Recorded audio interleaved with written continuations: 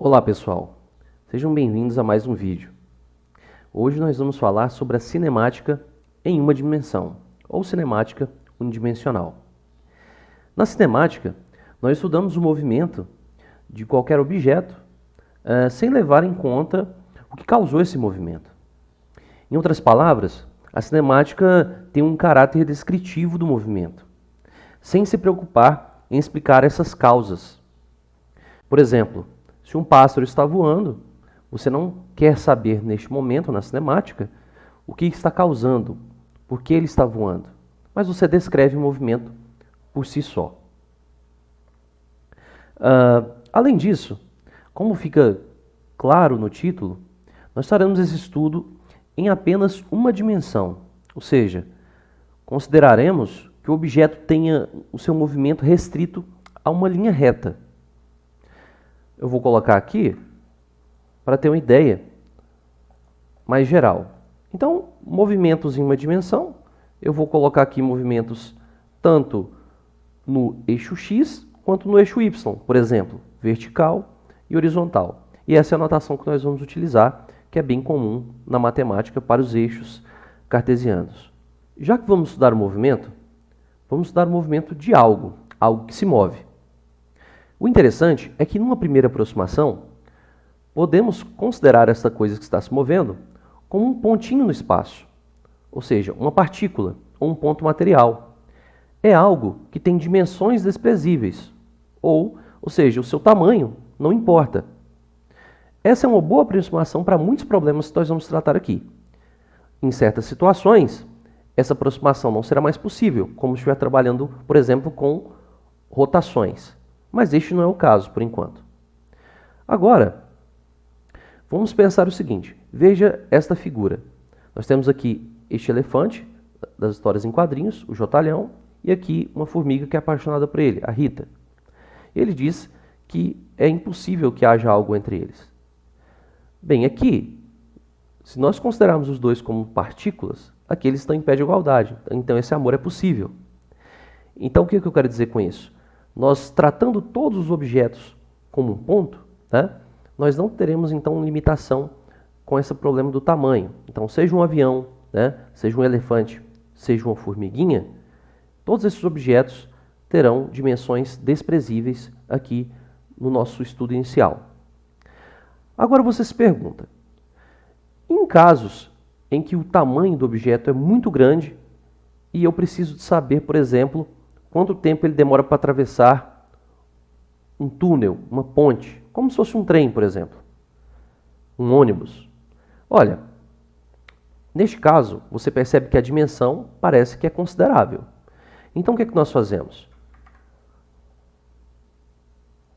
Para tentar contornar esse problema, a gente pode exemplificar aqui um trem tentando passar pelo túnel.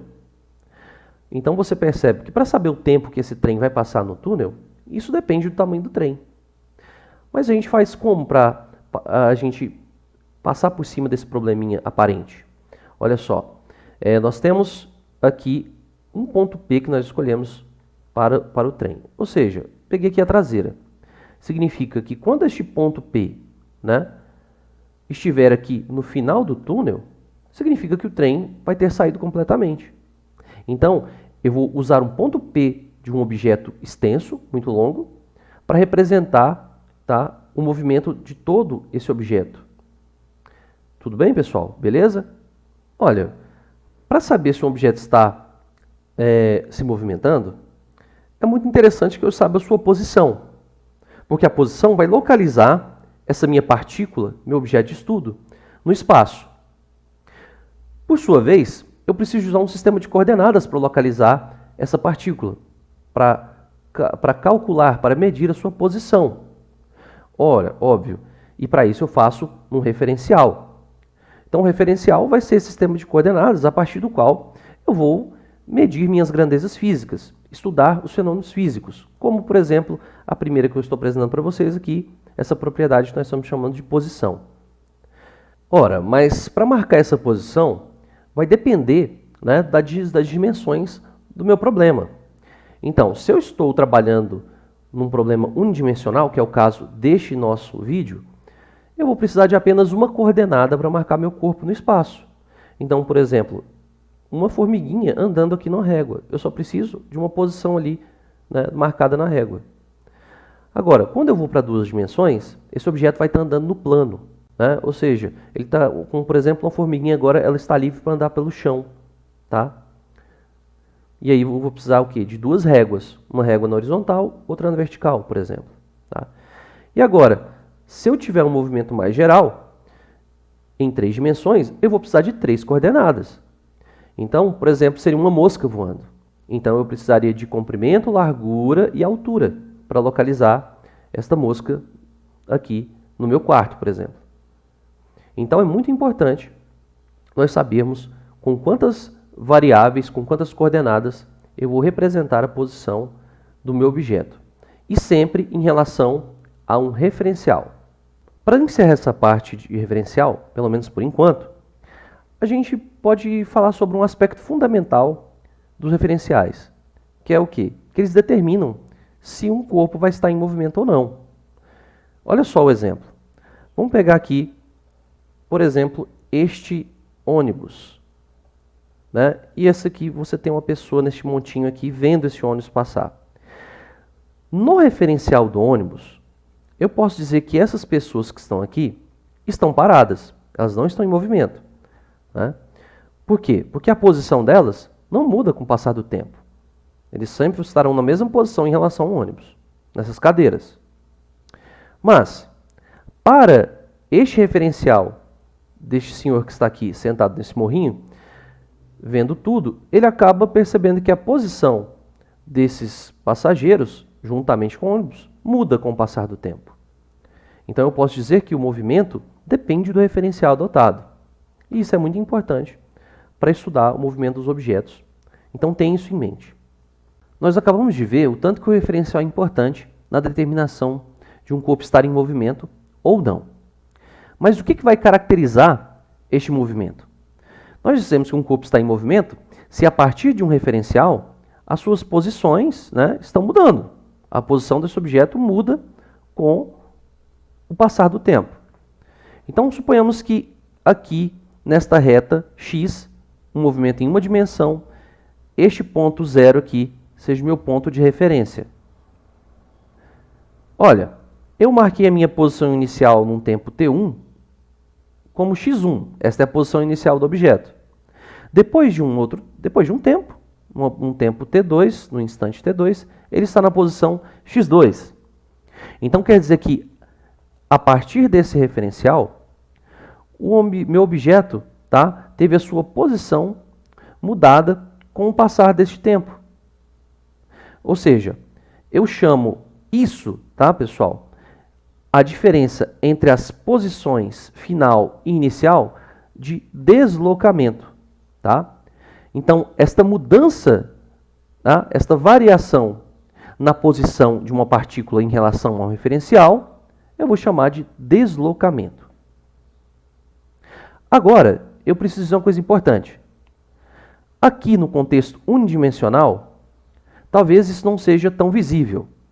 Mas deslocamento é uma grandeza vetorial, ou seja, ela necessita de módulo, direção e sentido. Então, nós vamos ver, com o passar do tempo, essa característica ficando mais clara. Tudo bem? Então, a notação que é utilizada para denotar o deslocamento é o ΔX. Delta na física, tá? Ele sempre está relacionado com variações. Neste caso, delta é a variação e x seria a posição. Delta x, variação na posição. Então eu tenho aqui, ó, e ele é marcado, como é que eu calculo uma variação? Posição final, que aqui neste caso é x2, menos a posição inicial, que neste caso aqui foi o x1.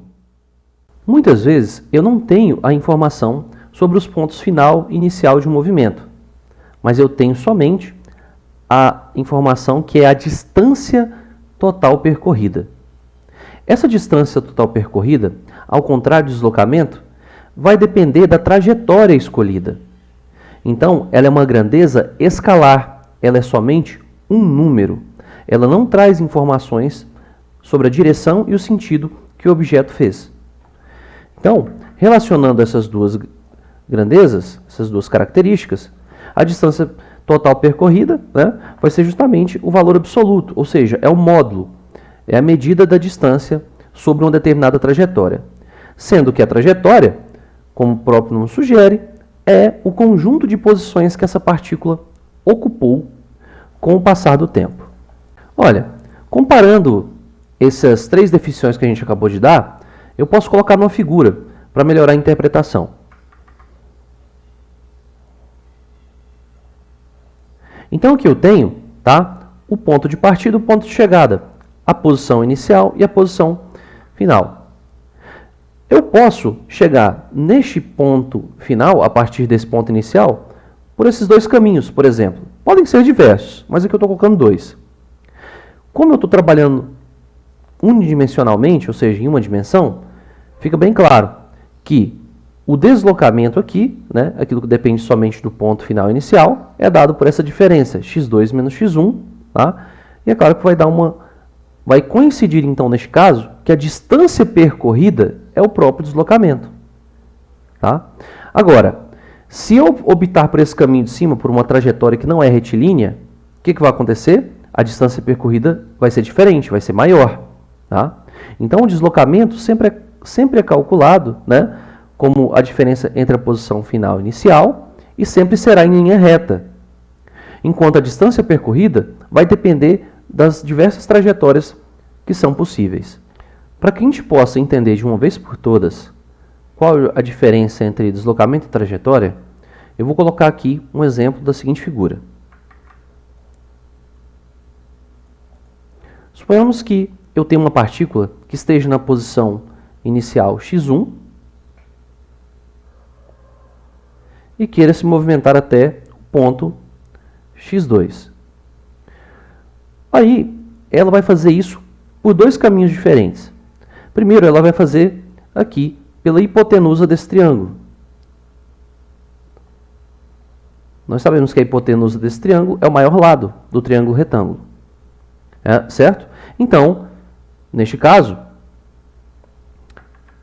a distância total percorrida por essa partícula, né, vai ser o tamanho da hipotenusa.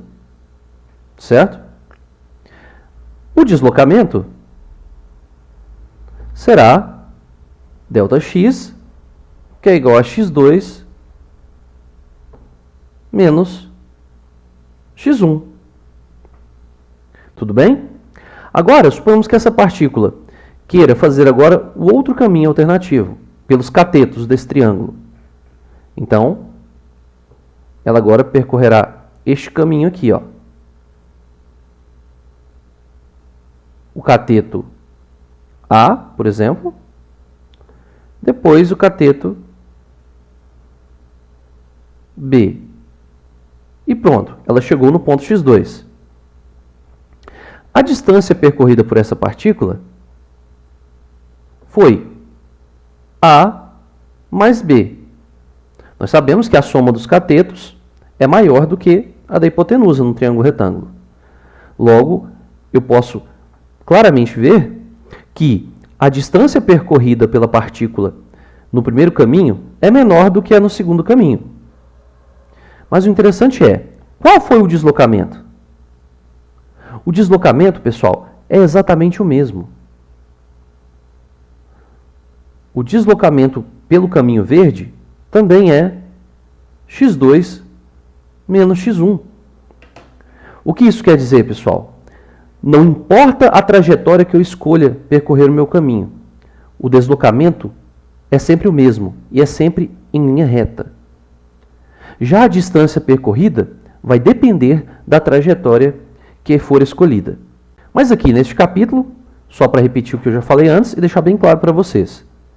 Nos casos em que eu tiver um movimento em uma dimensão, a trajetória sempre será retilínea.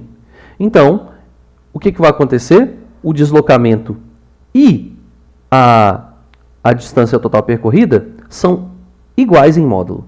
Ou seja, tem o mesmo valor numérico. Tudo bem?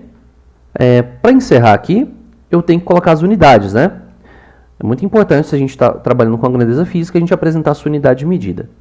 Nós vamos trabalhar como padrão o Sistema Internacional de Unidades, né? Então, no SI, né? Então, tanto a distância, que eu vou chamar aqui de desão, tá? Como o deslocamento, tá? Serão dados em metros.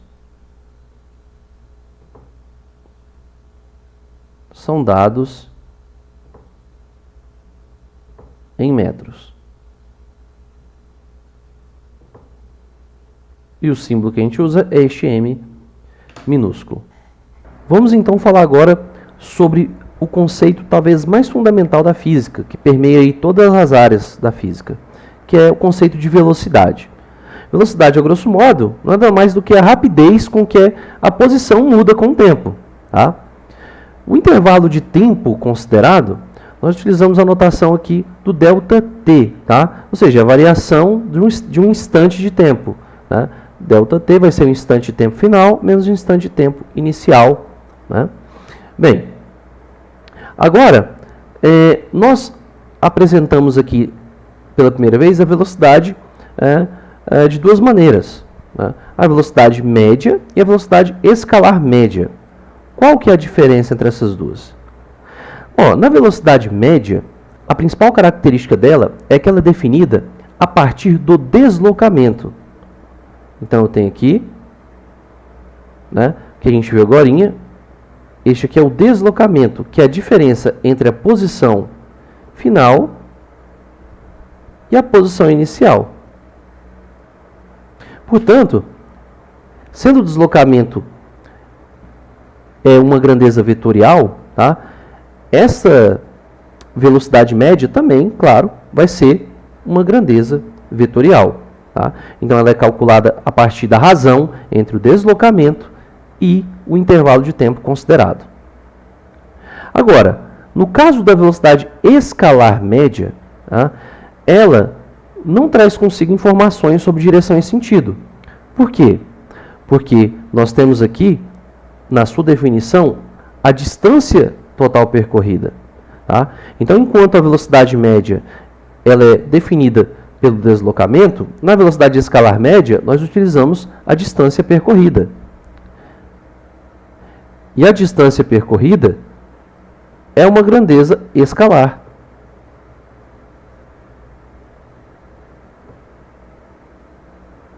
Tá? É uma grandeza escalar, ou seja, um número. Então, ela é definida como a razão entre a distância percorrida e o intervalo de tempo gasto para percorrer essa distância. Em uma dimensão, faz sentido dizer que as duas podem corresponder à mesma característica, vamos dizer assim. Bem, agora vamos olhar as unidades. No SI, ou seja, no Sistema Internacional de Unidades, a unidade de velocidade vai ser dada, então, por uma unidade de distância, né? Ou de deslocamento, tanto faz, a unidade de distância, sobre o tempo. No Sistema Internacional, a distância é dada em metros. E o tempo é dado em segundos. Logo, a velocidade ela é definida no Sistema Internacional, né, com a unidade de metros por segundo. Embora essa unidade seja padrão, né, aqui para a gente estudar a cinemática, no dia a dia a gente não vê tão frequentemente a unidade de metros por segundo. A gente fala mais em quilômetros por hora. Então, creio que vale a pena a gente parar um pouquinho para fazer essa conversão que vai ser tão útil aqui durante o desenvolvimento do nosso curso. Então, é bem fácil. Nós vimos que as regras de conversão no vídeo passado se baseiam em escrever as unidades antigas, né, nas unidades novas. Então, se eu tenho aqui o quilômetro por hora, que é bem conhecido por nós, então eu tenho aqui 1 quilômetro por hora. Tá? Como é que faria essa conversão para metros por segundo? Então, vamos lá. Eu sei que este K aqui, ele é o prefixo. É um prefixo que indica é 1000, né? Ele é um prefixo 10 ao cubo. Então, como é que fica? Então, nós teremos aqui 1000 metros, ou seja, já apareceu a unidade que eu quero em metros. E aqui embaixo, eu tenho horas. Uma hora tem 3.600 segundos. Então, tá aqui, ó. Já apareceu o metro por segundo. Eu posso simplificar esse quociente aqui, né? Dividindo ambos, numerador e denominador, por 1000. 1000 por 1000 aqui vai ficar 1 sobre 3.600 por 1000 dá 3,6 metros por segundo, tá? Então, 1 km por hora equivale a 1 sobre 3,6 metros por segundo. E aí, o que a gente utiliza, né? Um método aí, um truquezinho para a gente lembrar. Então, se eu quero passar de quilômetro por hora para metro por segundo, o que eu costumo fazer, então, é dividir por 3,6, né? Daí a razão desse 3,6 aqui, né? Agora, se eu quiser passar de metro por segundo para quilômetros por hora, eu faço o contrário, né?